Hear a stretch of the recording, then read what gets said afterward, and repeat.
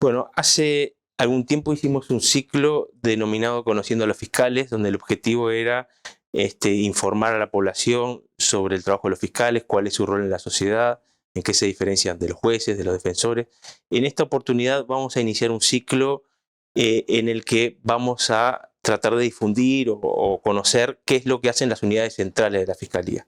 En esta oportunidad recibimos a Mariela Solare, que es directora de la Unidad de Víctimas y Testigos de Fiscalía, y empezamos con una pregunta un poco genérica para ubicarnos en el tema.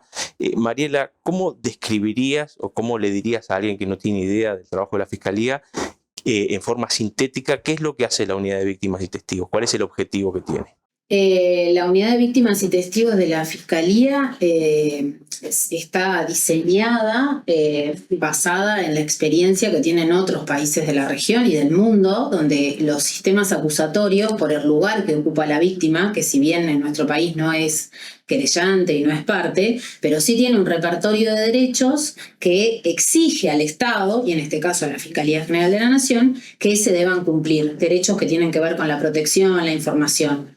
Para eso, la tarea que lleva adelante el equipo fiscal, que es de investigar los hechos delictivos, requiere de otras disciplinas, como el trabajo social y la psicología, que son los técnicos que trabajan en la unidad de víctimas, para poder acompañar a esas víctimas, que en un momento todos los delitos implican una carga muy alta de violencia en la vida de las personas, por lo inesperado, por la intensidad de la violencia, por el tipo de delito, que genera una conmoción en las personas a la hora de denunciar y de atravesar un proceso penal. Entonces, para acceder a la justicia es necesario contar con determinados apoyos emocionales que permitan a esa persona sentirse protegida emocionalmente, protegida en el sentido de poder estar en espacios seguros, de poder estar contenida emocionalmente, que le permitan transitar el proceso penal. Ya vamos a ir a ese acompañamiento, a cómo se realiza, pero me gustaría saber, o creo que es importante conocer, cuántos técnicos trabajan en la unidad de víctimas y en cuántas sedes del país están, digamos, trabajando hoy en día. Bien, el modelo original, que repito, está basado en modelos de otros departamentos y unidades de víctimas de otros ministerios públicos, tenía que ver con al menos 2 técnicos en cada sede fiscal. Con los distintos presupuestos que se fueron dando a la Fiscalía, hoy en día tenemos 29 técnicos para todo el país. Esto implica que hay 17 sedes que no cuentan con técnico, pero lo que hacemos es una modalidad de trabajo semipresencial donde técnicos de otras sedes concurren semanalmente o quincenalmente a brindar apoyo a esas sedes fiscales. Uh-huh. En esta instancia, porque ahora está la instancia de la rendición de cuentas, supongo que se hará algún pedido en ese sentido para reforzar la cantidad de técnicos. En la última rendición de cuentas ya se reforzó y van a ingresar 10 técnicos más y ahora se va a volver a pedir porque, bueno, la idea es que por lo menos cada sede cuente con un par de técnicos de la unidad de víctimas para apoyar. Hay veces hay sedes que tienen 3 o 4 turnos y, bueno, eso no sería del todo suficiente, pero es mucho mejor de lo que tenemos hoy, que es que hay sedes que no tienen técnicos de la unidad de víctimas. Uh-huh. ¿En qué casos actúa la unidad de víctimas y testigos? Te lo pregunto porque los casos que tienen más visibilidad generalmente son aquellos de delitos sexuales. Pero, por ejemplo, cuando se produce un homicidio, tú hablabas de hechos violentos, inesperados en la vida de las personas. Cuando se produce un homicidio, un copamiento, una rapiña, que son también hechos violentos que obviamente marcan la vida de las personas, ¿en esos casos también interviene la unidad de víctimas? Me parece que es bien importante subrayar que la misión institucional de la Fiscalía tiene que ver con la investigación y persecución penal de los delitos y atender y proteger a las víctimas de todos los delitos. Esto implica todos los que tú enumeraste: violencia basada en género, delitos sexuales, homicidios, copamientos, rapiñas. ¿Cómo la persona accede a la atención? Y esto también me parece muy importante, además de que hay protocolos que establecen cómo la unidad de víctimas recepciona la atención. No es que cualquiera llama y dice quiero que me atiendan y se lo atiende. La persona tiene que revestir la calidad y el estatuto de víctima de un delito. Esto quiere decir que hay una denuncia hecha en la policía o en la fiscalía, que un fiscal que estudió el caso, uh-huh, que entiende que hay mérito para iniciar una investigación y que esta persona reviste la calidad de víctima. Y que además es una víctima especialmente vulnerable de cualquier delito. por el grado de afectación de ese delito, por cómo se encuentra, por cómo afectó su vida cotidiana, la vida con sus hijos, el relacionamiento, su empleo, y lo que hace es, el fiscal que está actuando pide intervención a la unidad de víctimas. La intervención es siempre en conjunto con el equipo fiscal que lleva adelante la investigación. Lo otro que puede pasar es que una víctima de un delito, en un caso que todavía el fiscal por distintas razones no pudo acceder a la carpeta, la víctima llama directamente a la unidad, se recepciona la información, se habla con el fiscal que tiene a cargo la investigación, y el fiscal es quien determinará si pasa a tener intervención la unidad de víctimas o va a esperar a revisar el material que tiene para ver si la persona reviste la calidad de víctima en una investigación penal, porque puede ser que una persona sea víctima de una situación conflictiva en su vida o una situación que está en la justicia de familia especializada, pero que no está en penal, por lo tanto la unidad de víctimas no interviene. ¿En qué consiste el acompañamiento que la unidad de víctimas hace de las víctimas y los testigos? Te lo consulto también porque en los últimos días, sobre todo, se han escuchado voces que dicen, por ejemplo, que la unidad de víctimas o adoctrina a víctimas para dar un discurso determinado. ¿En qué consiste concretamente ese acompañamiento que se hace de las víctimas? El trabajo que hacen los técnicos de la unidad, que son profesionales de la psicología y del trabajo social, me parece que hay dos aspectos importantes a subrayar. El primero es que son profesionales que tienen formación para el trabajo con víctimas de todos los delitos, y además que en su formación también hay pautas éticas que implican trabajar en una institución como la Fiscalía, que debe mantener la imparcialidad y que debe de trabajar en base a los principios éticos que rigen la misión de la institución. Y ese es un aspecto que me parece fundamental. El segundo aspecto tiene que ver con que la base del trabajo tiene que ver con los enfoques y los estándares de derechos humanos que marca la normativa nacional e internacional. O sea, cumplimos con la normativa que rige para la protección de las víctimas de los delitos, de todos los delitos. Hay algunos que tienen determinada normativa específica y otros que tienen normativa más general.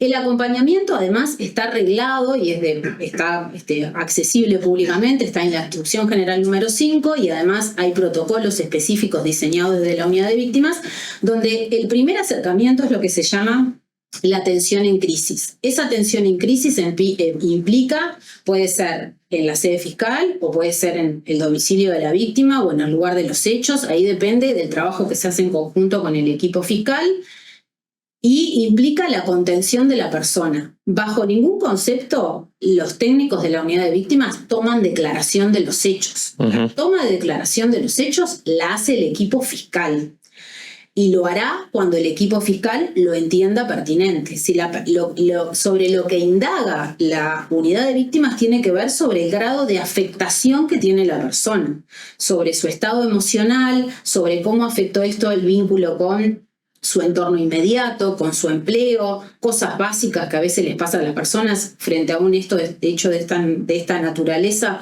que es esto que decíamos recién, inesperado, violento, que altera lo que pasa en la vida cotidiana, que no duerme hace 2 días, que no quiso ir al médico. Bueno, lo que hacemos es una primera atención en crisis, que puede llevar varias instancias presenciales o telefónicas, no para hablar de los hechos, sino para hablar de cómo se siente la persona y de cómo está afectada por lo que le está pasando. Se trata de sostenerla emocionalmente de alguna manera para que pueda eventualmente prestar su testimonio para esclarecer el... Por ejemplo, una mamá que acaba de perder a su hijo porque lo asesinaron, el estado de confusión que tiene a partir de los hechos que vivió no le permite muchas veces poder relatar con claridad en las primeras horas. Necesita un espacio de contención, de apoyo, para después poder sentarse frente a un fiscal con la formalidad que requiere, grabarlo, que el fiscal o la fiscal haga preguntas que a veces son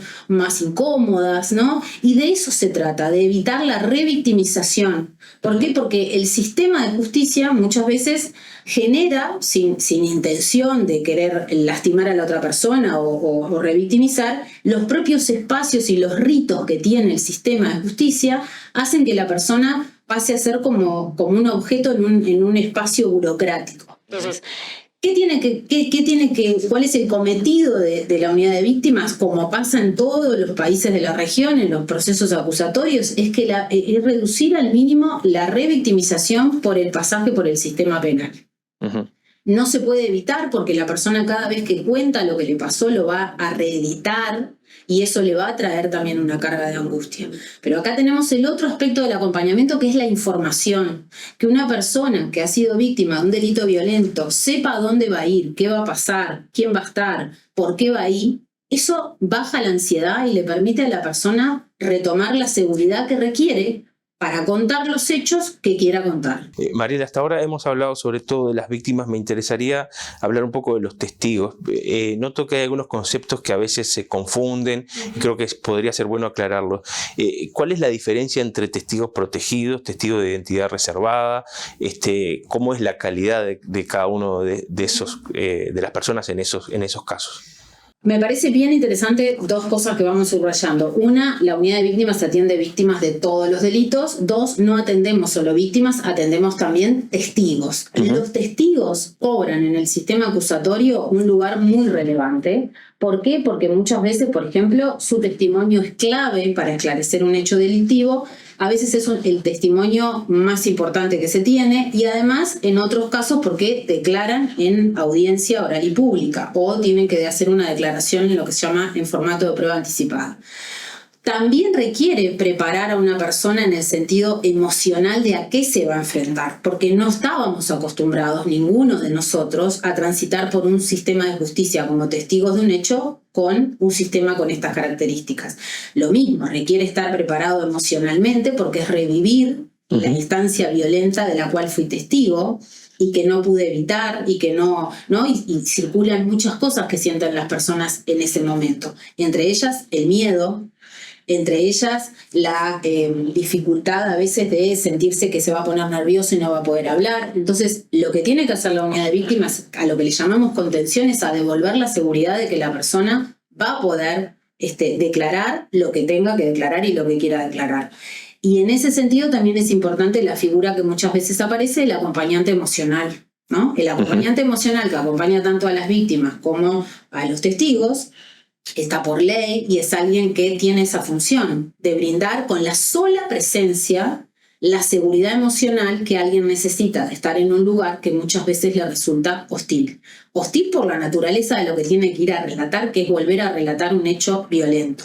Para eso la unidad de víctimas trabaja con las víctimas y con los testigos haciendo un primer diagnóstico de cuáles son las necesidades en base a la afectación que tiene, prestador de salud, si requiere algún tipo de tratamiento específico, y además en identificar con la víctima o con el testigo si va a requerir de tener algún acompañante emocional de su entorno. Uh-huh. Como excepción, muchas veces, cuando no hay nadie de su entorno, podrá ser algún técnico de la unidad de víctimas, o a veces porque la persona se siente con confianza con un técnico de la unidad de víctimas. En ese sentido, durante este tiempo ha aumentado el número de testigos con los que viene trabajando la unidad.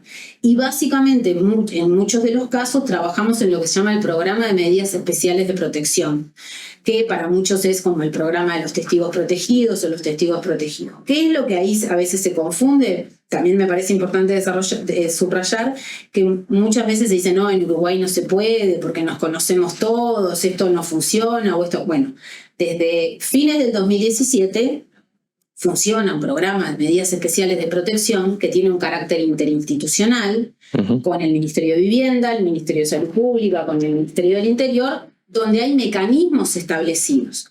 La primera condición, que tiene que revestir un estatuto de testigo en una investigación penal en curso, tiene que haber una denuncia, el fiscal tiene que entender que su testimonio es clave para esclarecer esos hechos, y además el fiscal entiende, o la fiscal, que por la calidad de la información que da va a pedir la reserva de su identidad. Eso es un mecanismo jurídico que lo aplican los fiscales y lo solicitan ante el juez y el juez lo dará o no lo dará.